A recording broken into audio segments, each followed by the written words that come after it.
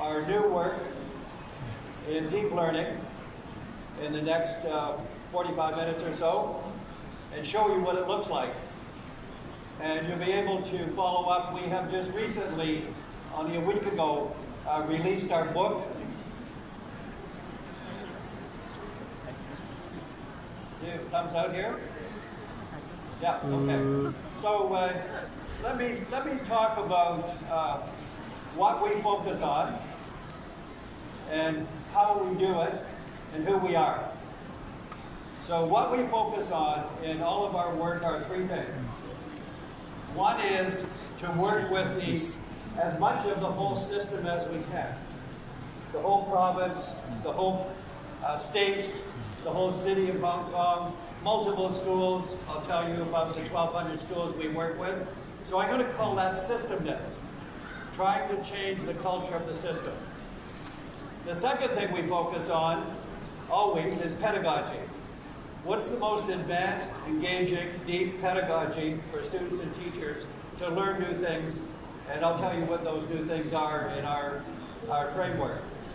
And the third is we always trace the relationship between the pedagogical experiences and measurable outcomes of student learning.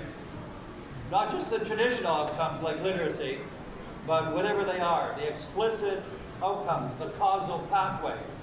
And I'll maintain if you don't really pay attention to the impact, you can't claim that you know what you're doing. So those are the three things. I'll give you the content of it as we proceed. The second thing is how we work. Let's call it the modus operandi. And this is how we work. We team up with big chunks of the system in different countries in the world. We then do the work of change for 2 or 3 years. And after that's done, I write a book about it, not before. So what you see is each time when we write a book, then we do more of it, and then I write a better book. And if you live long enough, you write many books, because it's practice chasing theory. So just remember this basis of practice being chasing theory. And although the research, and we'll hear a lot about the research, I think, in the course of these days, the research is important, but I want to say it this way. 80% of our best ideas come from leading practitioners, people who are on the frontiers of the application of the knowledge in real terms. So that's the part that I'll bring evident in the issues that I show you. And then who we are, we're maybe a dozen people. We're based, most of us, in Toronto and Ontario. We have done some of this work in Ontario. You probably know that in Canada, there's no federal agency, so each province is autonomous. So I can say, in the case of the work in Ontario, where we work with the government, we work with all three levels: government, municipality, and schools. And we have, in the last 15 years, improved the literacy across that province, 5,000 schools, improved high school graduation. 95% of the students in Ontario go to the public school system. So I'm talking about a transformation of the public school system. And with this foundation of literacy, I'm not even going to stay with that, and I'll make a reference to PISA, but I'll say in Canada, we're not devoted to PISA. We don't pay too much attention to it. We like it because it shows we're doing well. That's why we like it. But if you look at the PISA scores, you'll see at the top where they combine equity and excellence, which is sometimes called the golden quadrant. You'll see that Canada is in the top 5. The reference to the problem-solving PISA assessment that just came out, Canada is number 5, Hong Kong was number 3. So this is equity, not just excellence. This is equity, closing the gap. So the new work is how do you take this strong basis and go much further. And we're not confined to Ontario. Since the beginning, we committed ourselves to working with countries around the world. So let's take a look at what this combination does look like. I want to go back, and you'll be able to see on this.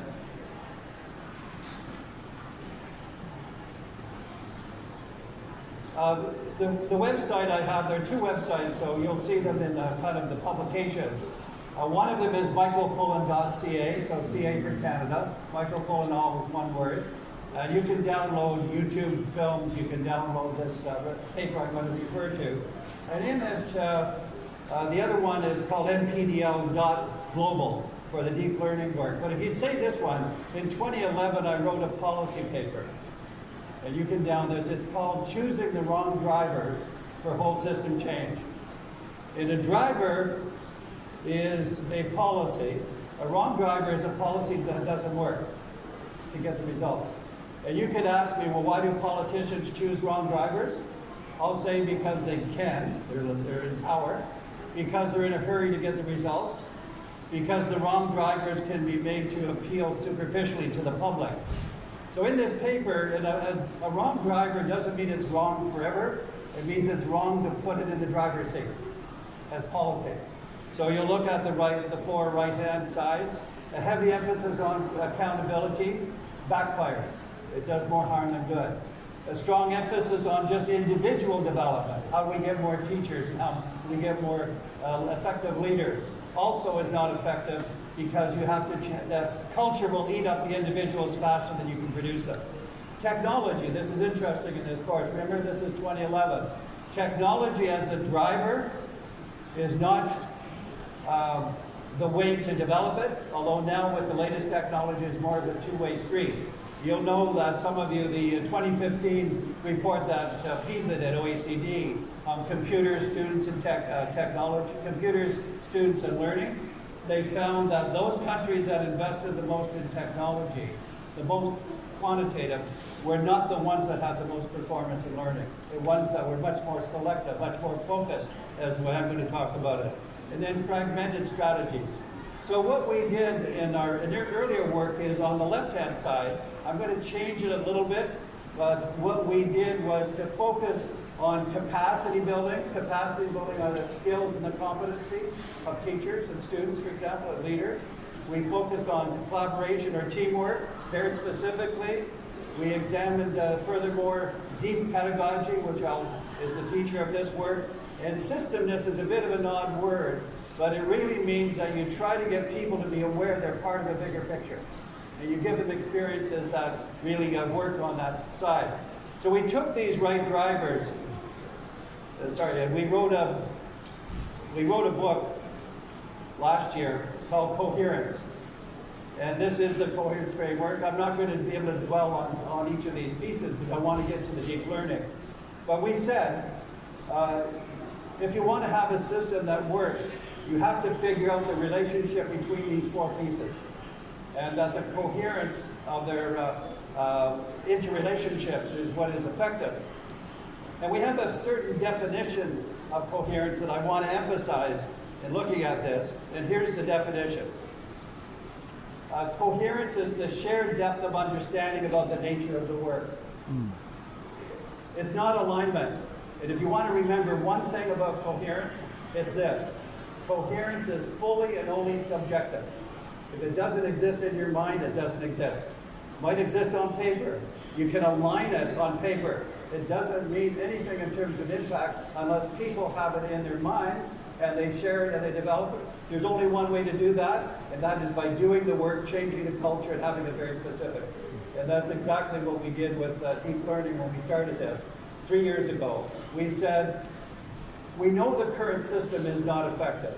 I could show you graphs that show very clearly, time and time again, that as students go up the educational system, the grades, they get more and more alienated and bored. Every country is showing this now for eventual learning.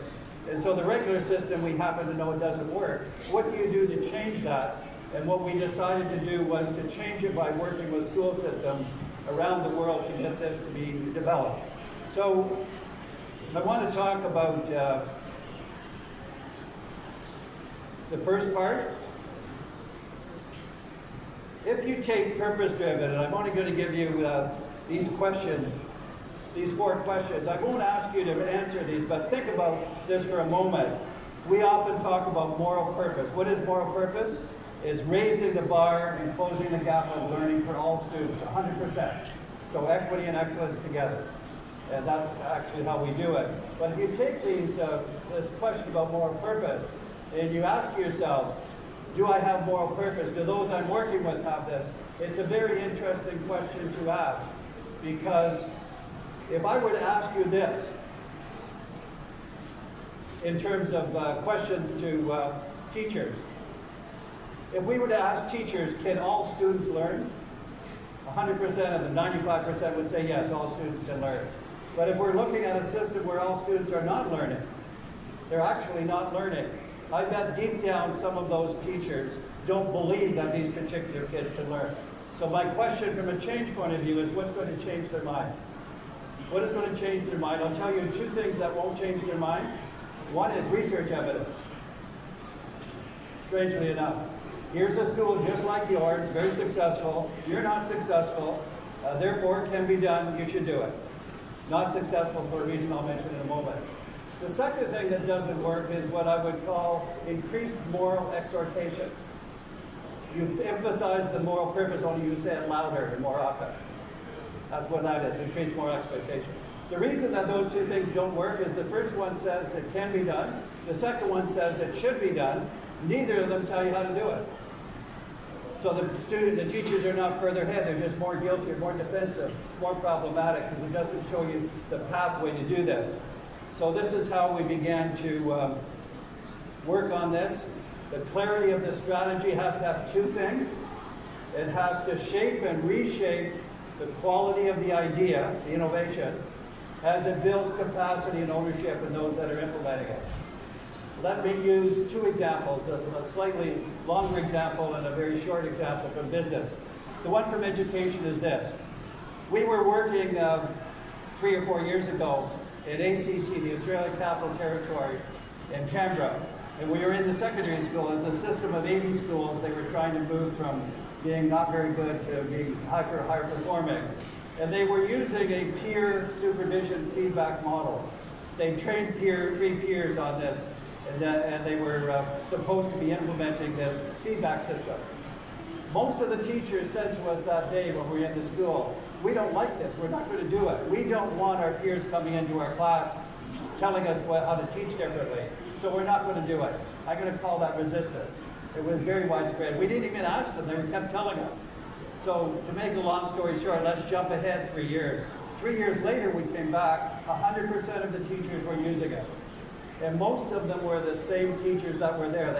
People hadn't left. The teachers had changed their mind. So what happened in those 3 years to change their mind?